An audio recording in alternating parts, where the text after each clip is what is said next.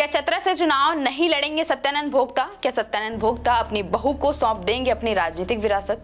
क्या भाजपा चतरा में नहीं उतारेगी अपनी प्रत्याशी? क्या भाजपा हमको दे देगी चतरा सीट?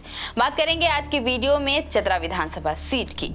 चतरा विधानसभा सीट अनुसूचित जाति के उम्मीदवारों के लिए आरक्षित है। 2019 के चुनाव में यहां से राजद के सत्यानंद भोक्ता चुनाव जीतकर विधायक बने थे, लेकिन इस बार संभवतः सत्यानंद भोक्ता को चतरा सीट से चुनाव लड़ने में परेशानियों का सामना करना पड़ सकता है, क्योंकि भोक्ता जाति को केंद्र सरकार की ओर से अब अनुसूचित जनजाति में शामिल कर लिया गया है। ऐसे में सत्यानंद भोक्ता अनुसूचित जाति के लिए आरक्षित सीट से चुनाव नहीं लड़ पाएंगे।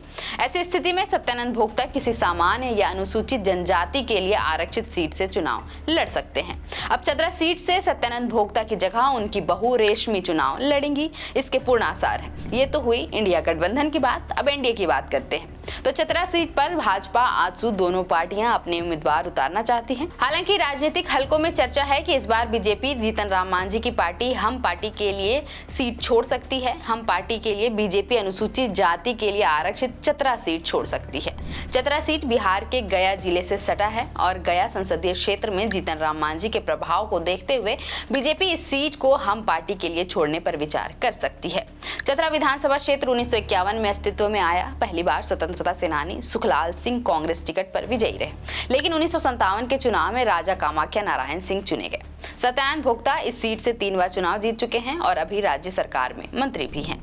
झारखंड में साल 2019 के विधानसभा चुनाव में बीजेपी और आजसू के बीच गठबंधन नहीं हो पाया था, जिसके कारण ही दोनों ही पार्टियों को नुकसान उठाना पड़ा और बीजेपी सत्ता से बाहर हो गई। इस कारण इस बार बीजेपी नेतृत्व की ओर से हर कदम फूंक फूंक कर उठाया जा रहा है। सबसे पहले आजसू पार्टी के साथ तालमेल पर सहमति बनाई गई। बाद में जदयू के साथ भी मिलकर चुनाव लड़ने की बात कही गई। इस बीच चिराग पासवान की लोजपा आर और जीतन राम मांझी की पार्टी हम पार्टी की ओर से भी झारखंड में विधानसभा चुनाव लड़ने का ऐलान किया गया।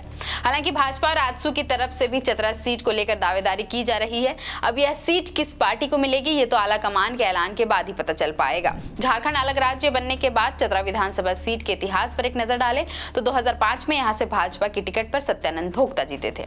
2009 के चुनाव में राजद से जनार्दन पासवान ने जीत हासिल की। 2014 के विधानसभा चुनाव में भाजपा जयप्रकाश सिंह भोक्ता जीतकर विधानसभा पहुंचे।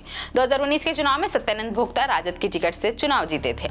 अब 2024 में चतरा में कौन बाजी मारेगा, ये तो चुनावी नतीजों के बाद ही पता चल पाएगा। फिलहाल के लिए इतना ही। देखते रहें द फोर्थ पिलर।